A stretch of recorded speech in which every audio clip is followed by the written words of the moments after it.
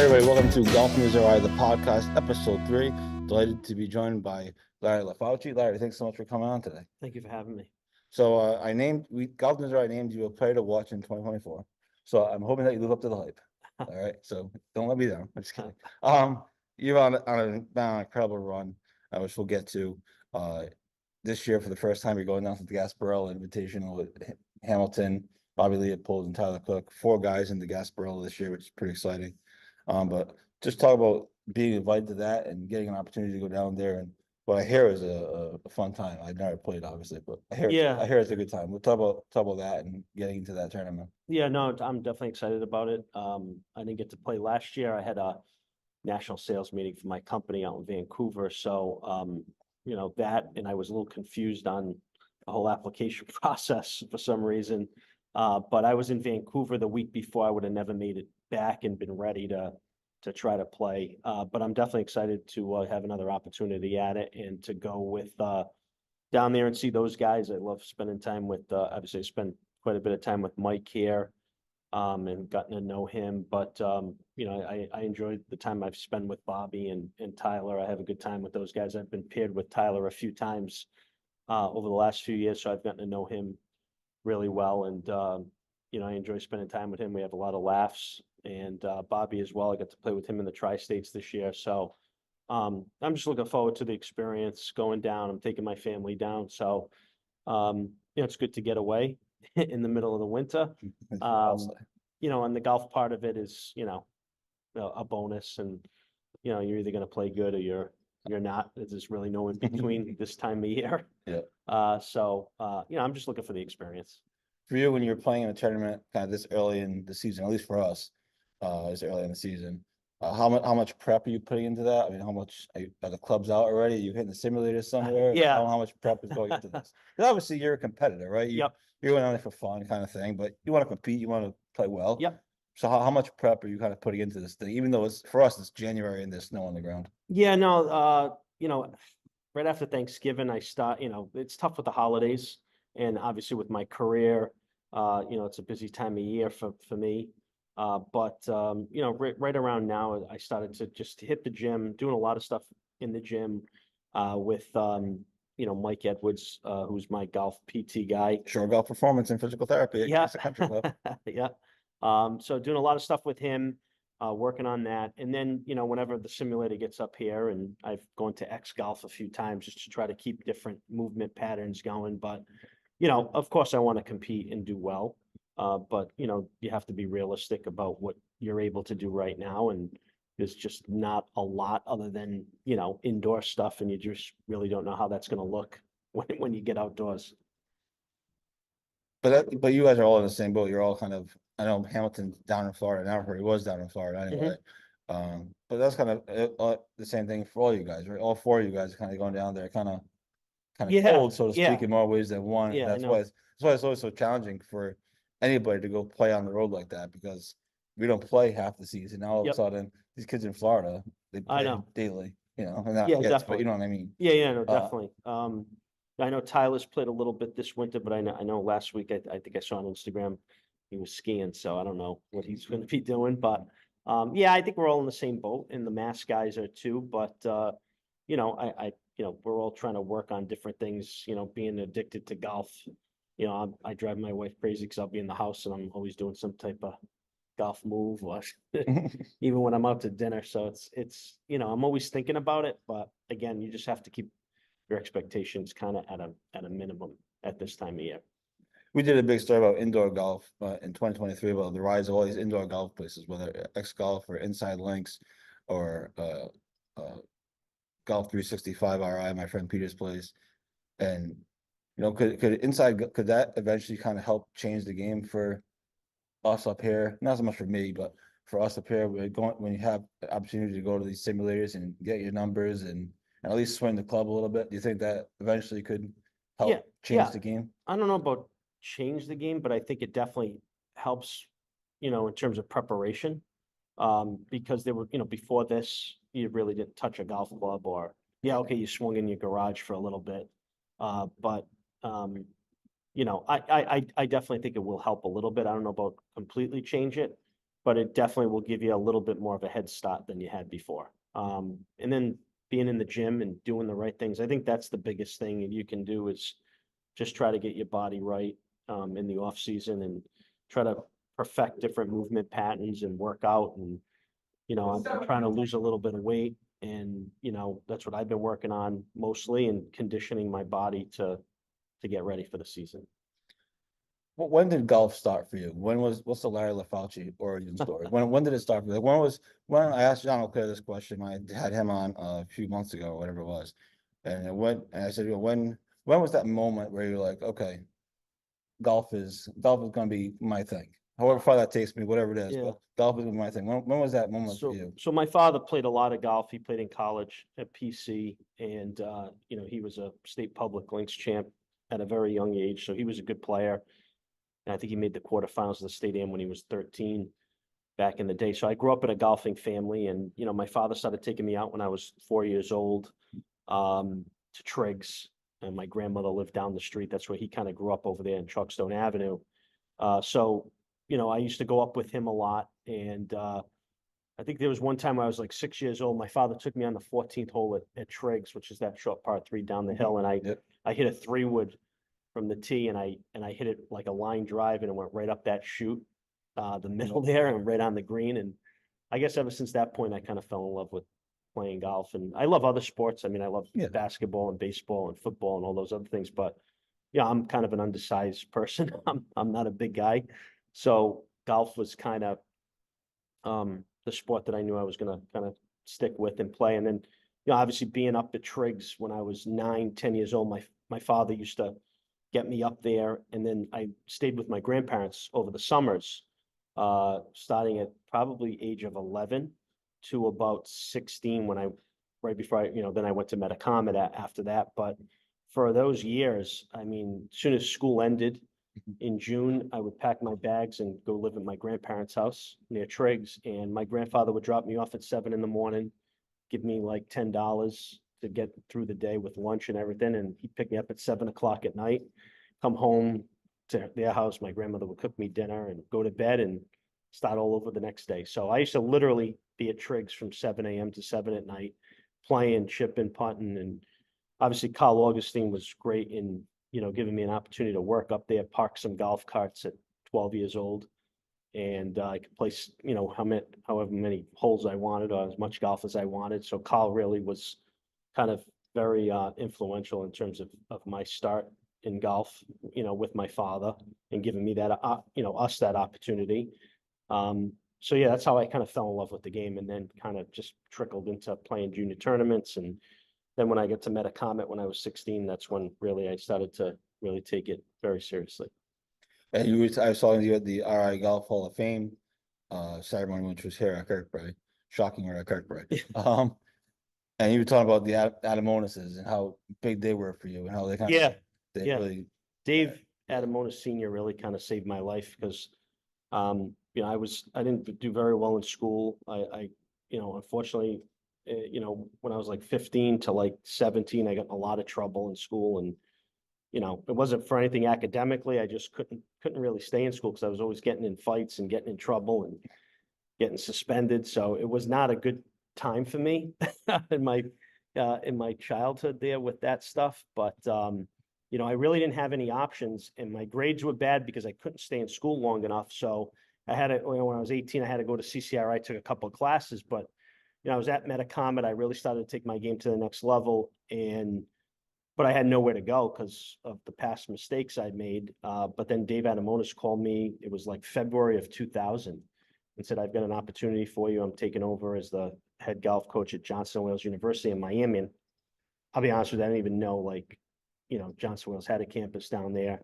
Obviously, I knew Providence because my father, teaches there, and has done that for many years. So, I knew about Providence. I had no idea about Miami. I had no idea that Dave was even thinking about doing that, because it was like a year or two where I was out of the Challenge Cup, at 18. So I didn't even take a visit. I'm like, yeah, absolutely. He mentioned a few other guys that were going down there, and he wanted to build a national championship contending team. And long story short, I get down there, and we went to we won our region the first year, got to play in national championships, and the first year we played a national championship out in New Mexico, I had a pretty good tournament, but that if that phone call doesn't happen, I don't know where I would have ended up. And it didn't suck to be in Miami either. It I'm did sure. not suck to be in Miami. Uh, what's your best Metacom story, your best Metacom memory that you can tell? 'Cause I hear all kinds of stories from like Eugene, and Yeah. I'm like, I can't put that on. I hung around with my friends there. A lot of them were older than my father's friends, but they became like they're part of my family, and they're not like the golfing. You know, they played golf. They were very average golfers, but it was, you know, the camaraderie, the crazy stuff that went on there. You know, food fights, just wild drinking stories that just went on till 2 in the morning, 2, 3 in the morning. You know, there's crazy stuff that happened. You know, I hung around a lot with Joey Schifano, Mhm. and we had a lot of great memories up there playing golf together. But I can't really pinpoint one story. But What a golf story, encore story, a great round or a great hole or a great something like that. probably winning club championship was great for me there. You know, because I was And back 18. then, the Metacom Club Championship was like a thing. That was like It was. I mean, it was no joke. yeah, no, it got better as, you know, when I left and like, you know, to when Eugene, you know, Eugene obviously was there when I was there. Mhm. And Quigley and Susie, I got to meet Mike and Paul and play a lot of golf with them. So that was good. But yeah, I mean, you know, the club championship was really tough then, and then it got even better like after I left in the, you know, late 2000s when Jamie and all those guys were there. It was probably even better. But yeah, I mean, there's so many good stories. I got to play a round of golf with, you know, one day was me, Joey Schifano, Paul Quigley, and Mike Capone, and me and Paul beat Mike and Joey, which was pretty good because Mike was just kind of coming out and going to be turning professional. I did just turn professional, and Joey was Joey, and you know, here's me and Paul just kind of bunting it along, and we beat those two guys, which was pretty good. Will you go play Met Links when it opens in 2024? No, No, no, I think you gotta keep the Metacom memories. yeah, that I you have. can't go back there and look at that. That's just not what I'm, you know, those are the best times of my life, honestly. Yeah. Other than college, the times I spent there with my friends that you know, ran the club, and you know, there's so many great memories, so many great people there. I don't think I can step on that property without being a little disappointed in how it turned out. So I'm good with seeing that. Fair enough. I feel like that's a lot of people's kind of thoughts on it. In fact, we have a survey going on right now. I don't know if you saw it, our first annual state of RI golf survey. And one of the questions is, will you go play Met Links?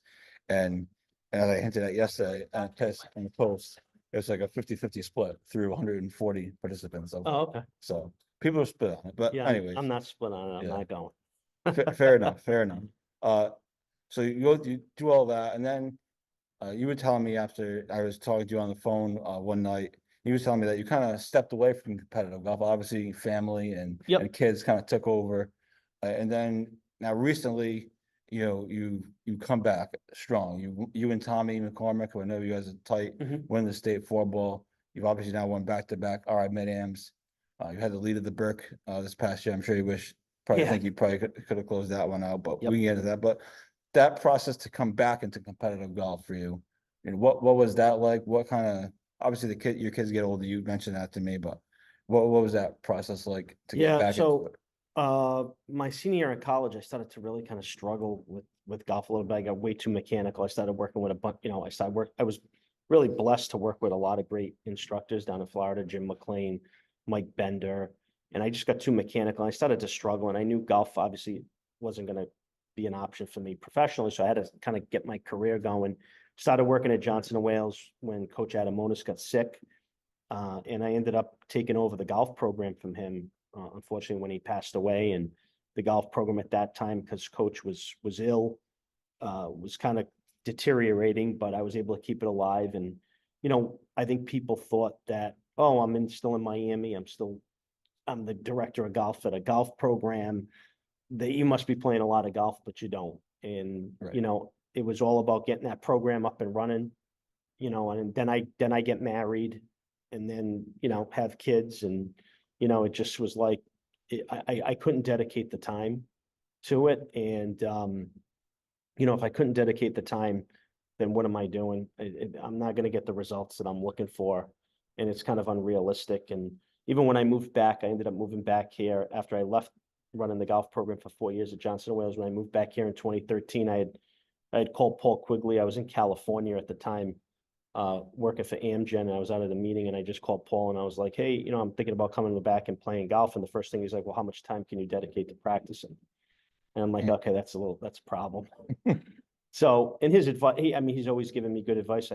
Unfortunately, I haven't always followed his advice sometimes. He gave me advice in college and I didn't follow that one, but I did give it to my students. So I heard his message. But this time I did and I just couldn't do it. I tried and I struggled so bad when I came to be a member here. And, you know, I was barely breaking 80 and it was just horrible. So, you know, I had to kind of rethink where what I needed to do. And my priority is my kids and my wife and my job. I mean, so, you know, the RIG is not going to write me a check at the end of the year for the good tournaments I play. So, you know, I just kind of had to step away and stay in it a little bit. And Tommy's always been very encouraging to me. And I'm lucky I have good friends that, you know, keep pushing me. And Tommy's love sometimes is a little tough. You know, and he's let me have it a couple of times about, you know, what my expectations should be. And, you know, he was right. It was tough to hear, but he was right. And then as my kids got to be a little bit older and I got to take them out here, you know, I started to, you know, hold the club more, hit more balls, and then mentally just trying to get mentally in the right spot, because I think that's something that's always held me back. Even when I did play a lot, was I didn't have it upstairs all the time, and I tried to be too perfect, and I cared what everybody thought and what the expectations were. And that's where kind of I've really evolved and really gotten better, is my mental approach. And that's a lot to do with people that have helped me, like Tom and especially Mike Susi. Mike Susi's probably been the biggest help to my game over the last 2 years, being able to access Mike all the time whenever I want. And he's, you know, I've known Mike now over 20 years. I met him at Metacomet, like I said. So, but, you know, really reached out to him over the last 2 years and said, you know, hey, you know, here's what I want to do. And, you know, Mike doesn't hold back with me. He likes to tell me that, you know, if I'm being a moron, he'll let me know, which is good to hear. But I could take it from Mike because I've known him for so long, so it doesn't come across as like, oh, what is this guy telling me? You know, Mike's had so much success, but again, I know him and I know his heart's in the right place with me. And he's given me so much time and also confidence in, you know, what I should be doing and what I should be thinking about. And if I hit a bad shot, it's, you know, his message to me was, if you hit a bad shot, the first thing you should be thinking about is like, hey, I just didn't do what I was supposed to do. And before, it was always, I hit a bad shot. Okay, like my swing is off. What do I need to fix in my golf swing? And that was totally the wrong approach to it. And, you know, no trusting that I have a good golf swing, that when it goes bad, it's just, hey, I'm just not doing what I'm supposed to be doing. So let's figure out how to get it back on track. So, you know, I think the time is definitely a big thing. If you can't practice all the time, it's tough. And my practice is not anything great now. It's just, you know, I got to do, you know, there's still things I need to work on more. You know, I didn't have a great putting year this year, so I like to try to focus a little more on that. But when you're out there with your kids, you kind of got to pick and choose how much time you have. So, but I have more time than I have ever had in the past, and it's helped. As far as confidence goes, how big was that 4-ball win? Even though it was a team event, but obviously you had to play well. You weren't just sitting in the car. Yeah. But how, as far as confidence goes on a state level, how big was getting that win to show you that you can, hey, you know, I can, you know, I can play? No, it was huge. I mean, the last day I really helped Tom a lot, and you know, Tom's like kind of that anchor of consistency, and you know, I really wanted to help him, you know, and I really wanted to win it for him because, you know, I joke with him all the time, like I drive him crazy with some of my thoughts about the game, and when I start talking to him about my swing, I could just, you know, 2 seconds and he just starts getting aggravated with me. And that year, you know, we had a tough finish the year before, or the last one before, I think it was the COVID year. We had a tough outing at Potawatomi. And, you know, in 21, we get started in May, right before the tournament. He was on the 10th hole and I was on 17 here at Kirkbray. And I'm over there doing some drill for my swing and I just look over and he's holding his putter on the fairway because he had it on the green on 10 and he just looks over and I could see him just shaking his head. I'm like, I better play good this year. This guy's gonna just shag me. And I think Tom's done with me. So it was good to play good. And that last day I really kind of, played very well on the front nine, made some birdies for him, made a huge up and down. I believe it was on 11. And played pretty consistent, and then Tom kind of closed the deal. So that was huge. It definitely gave me some confidence and momentum, but that only carries you so far because you got to really kind of do it on an individual level. But it definitely helped. Did you carry whatever momentum you had into the mid-ams? Now you went back to back mid-ams. You told me at the time that the second one was kind of validation of the first one. Yes. What take us through those kind of tournaments? You don't have to play by play, but just take us through kind of those tournaments, kind of the mindset. What was that whole experience like especially to close out that first one? Yeah, the first one was kind of obviously, very unexpected. I'm sure nobody expected me to do that. And it was at Triggs, right? It was a Triggs, so it was very cool. Like, yeah. Yes, very fitting. Thought a lot about my upbringing there, my grandparents, and my dad. So to do it there was special. Obviously, I was 1 over after the first day, and I was 1 over after 9 holes the second day. So, and then I just started lighting up the back 9, which I did the first day as well. But I just got off to such a bad start that tournament on the first like 5 or 6 holes of Triggs, which is, kind of unusual for me there. But yeah, I mean, I just tried to make good swings. I really didn't think I thought Bobby was kind of running away with it. And I was just happy when I got into 18 and said, hey, look, I shot 69. I made a good, I had a good finish. I'm probably going to finish second or third. And then when Bobby made, the triple, I think on 16, I'm like, geez, this is kind of getting real. And, being in a playoff with Tom, and I think it was Chris Flowers. I think it was the other guy from Connecticut. Yeah, that was kind of surreal because I was in a playoff with Tommy in one of our club events here. And I couldn't close the deal, and he told me, he's like, oh, it's good experience. You'll be in this spot again. I just didn't think it was going to be in that setting. And then to make that putt was great and close it out. It was just kind of an unbelievable feeling. It's funny how I always say it's funny how the sports gods, if there is such thing, work, right? Like you're at Triggs in the mid-am, a place where you grew up, a place that also means a lot to Tommy. Yep. For obvious reasons, his Yep. dad and Yep. everything. Here you guys both are in a playoff. Yeah, no, that to was win the whole yeah, thing. It's funny how I always say it's funny how it doesn't happen often, but it's funny how the world works sometimes. Yeah, no, those ways. yeah, and I obviously always root for Tom. Yep. If I'm not doing well, I hope he's doing well, and I know vice versa. So for us, I think that was kind of a special thing, and one of us made a putt, and luckily it went my way there. But it was definitely a surreal experience at the time because I'm like, wow, this is like totally unexpected. And, I knew coming into this year, one of my goals this year was just to be more consistent because, that's something that I have struggled with getting back into competitive golf is, okay, I have one good tournament. How do I roll that into other tournaments? And I was kind of pissed off at myself this year because the stroke play, even though I made the cut, I played 2 bad rounds. The last 2 rounds weren't very good. I didn't have a high finish. State amateur, I was in the round of 16. Harry Dessel, who's a great player, obviously was in the finals, beat me pretty handily in the second round there. So I wanted to have a good stroke play, and I wanted to make the tri-state team, and I was really disappointed.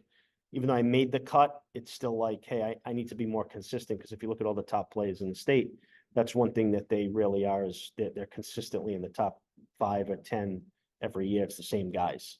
So going into the mid-amateur at Quinnipiac, that was kind of on my mind, and I just had a sense of calmness during that whole tournament. I didn't want to just blow up because I knew I was highly motivated, obviously, because I didn't want people to say, oh, this is kind of a one and done type deal. Did I go into it saying I'm going to win this tournament? No, I don't really do that. I'm not that good to say that. I don't think there's too many people that do that in golf. Yeah, I'm not that good to say those things, but I just wanted to play well and just prove that I belonged to be there, and that last year wasn't a complete fluke. So, I had a lot of motivation, and that's kind of is my general MO anyways with my personality. I always, whether it's true or not, I make believe that everybody's against me. I like Mm. playing like the away team in sports. I like quiet in the crowd. So I tell myself all the time that, hey, nobody thinks you should be here. People think you stink.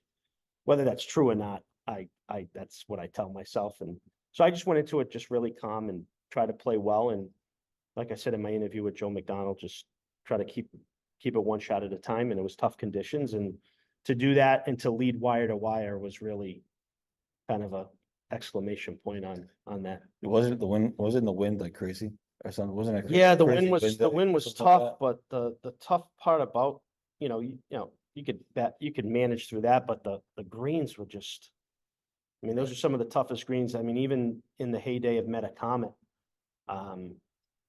they were brutal. I mean, you get above the pin. I mean, I had the par 3 on the back 15. I had like 10 feet up above the hole for birdie on the second day, and I just tapped it and I ended up like 4 feet by and luckily made it coming back. But those greens were absolutely torturous. So you go to the Burke, you're in the lead after round 1, I think at Newport. But difficult thing with the Burke, and everyone's in the same situation, obviously, but it's 2 different courses. How hard is that to play really well at one course, then, so I think you played really well at Newport. Yeah. Correct? Yep. If I remember correctly, and then you had to go to Green Valley, right? Yeah. If I'm not mistaken. So how difficult is that, just in general, to go from one course? I know, and that's how the tournament works. It is what it is, but how difficult is that to kind of take momentum? There is no momentum from one course to the other. Yeah, no, I mean, there's a little momentum as far as if you're hitting the ball good, you should be able to go to any place. But Green Valley is just a totally different place than Newport. And, I've never really played that well there. So I was a little nervous going in to that round, Mhm. which is odd because, I had all the momentum going my way. And I started off good and I hit the ball actually really well. I just didn't make anything. I putted terribly. I made no birdies, 4 bogeys. And yeah, it was disappointing, but Cam Moniz played unbelievable golf and he deserved to win. I didn't do what I was supposed to do. Cam did. Cam's a really good player and he shot a great number on that golf course. I think he shot 67 in the final round. That's unbelievable. That's a better 4 under than mine at Newport, I think. So, for me anyways, I'm more comfortable at Newport because I play there, a decent amount. Tommy and I have played the Havemeyer the last few years. So I'm comfortable at Newport. Only because when we played the Havemeyer, we played in such terrible conditions and we're playing the back tees there as a par 70. So I was really kind of pretty calm at Newport. Green Valley just for some reason it doesn't fit my eye that much. But I hit the ball okay. I didn't execute the way I should. And Cam deserved to win. He played great. The Havemeyer is a tournament I've recently learned about, and we try to get. It's obviously tough to get any results from anything at Newport Country Club. But the Havemeyer is this famous tournament. Obviously, it's a great field every year. This year, obviously, Jamie Lukowitz and Darren Currency took the W. But just to give people an idea of what that tournament is like, it's obviously a world famous tournament that no one really knows about. Yeah, Not no, many I people mean know. that's yeah. But what take people inside? What is that tournament like? It's a great event. I mean, it's really, Newport is such a obviously historic venue, but a great place to play golf. I mean, it's one of my favorite courses I think I've ever played, and just the feeling you get when you drive in, and the way they treat you there, the way they run the tournament, it's very professionally run. The dinner at night, the first night, but it's basically it's a 4-ball type event. You have a partner, Tommy and I. And you're in a division with, and you're playing in our division, you're playing scratch. And, Tommy and I unfortunately have not been able to close the deal there. We've been in the finals, I think 2 out of the 3 years we've played. We lost to Bobby Leopold one year and his partner, who was from, I think, Missouri or something. He was a really good player. And then obviously we lost to Darren and Jamie this year, or this past year. But it's a great event. I mean, and you play the golf course. I mean, in rain, sleet, snow, it could be snow, and they're not going to cancel the day. I mean, we got it cut short this year. It was 9 holes because it was like torrent, like they had to pull us off. But if the greens weren't puddling, we would have still been out there. So you play in horrible conditions, which again is why when I got to the Burke and it was like 75 and a little bit of breeze, I was like, this is like perfect conditions. I'm not worried about this at all. Last thing for me, and then I'll let you get back to whatever. I'm sure you have better things to do. But this year, obviously you have the Gasparilla, as we talked about. The winner of the RI Amateur gets a bid to the US Amateur this year, which is a pretty crazy thing. For you, what are your goals for this year? Do you have goals? Do you set kind of goals, or what's kind of the mindset as you start the season in just a couple of weeks, actually? Yeah, just, I think first is being healthy enough to be able to play. I'm 43, I'll be 44 in September. So obviously to be healthy enough to play, uh, you know, in tournaments and feel good. As far as goals, I mean, I just want to be consistent. I mean, I think that, if I have that mentality, I know things will just take care of itself. If I play good, I'll, do well. If I don't play well, I'm not going to do too well. So for me, it's just, my goal every year is to just make the tri-state team. And to me, that's kind of like the model of consistency. If you're in that kind of conversation, then you're having a chance to win every tournament. So, whether I win or lose, I really don't look at it like that. I don't say, hey, the state amateurs at work or wherever it is, I want to win this event. I don't approach the game like that. I know people probably don't think so, but I'm pretty humble. I mean, I'm very opinionated, but I am very humble when it comes to golf. And, I don't really like to give myself any type of goals or mocks, because I just feel like in golf, the game is it's so fragile that you can, if you start putting marks up like, yeah, I want to win the state amateur because I want to play the US amateur, and if you don't play well at the state amateur, it could just ruin your confidence. So I don't do that. I think consistency, if I look at Bobby and Tyler and Jamie Lukowitz and these guys that make the tri-state teams every year, that's kind of the model that I want to follow. Just be consistent, be in the conversation, and see what happens on the last day. Obviously anything can happen. As proof of me winning at Triggs that year. So if I'm around, then, if it happens, great. If it doesn't, at least I'm in the conversation, I'm there. So that's all I'm looking to do. And I learned that, pretty early in my golf career in terms of playing tournaments, is I set way too crazy expectations for myself. And I think that was, if I had to do it all over again, that's something that I would have changed. But I'm glad at 43, I'm learning it. I don't know how many more years I have left to play competitive golf. So I wish I knew what I know now before, but like I said, I just want to be consistent. Well, good luck to you this season. We'll be watching. Thank you. Again, no pressure, but we did pick you as player Yeah, to watch. I no offense, I don't pay attention to all that. I don't expect you to, but Thank you. I appreciate the confidence, Bruce, but thanks so much for coming on. I really thanks. appreciate it. No problem, Joe. Thank That's you. Larry Lafauci. This is the Golf News RI podcast, episode 3. We'll be back.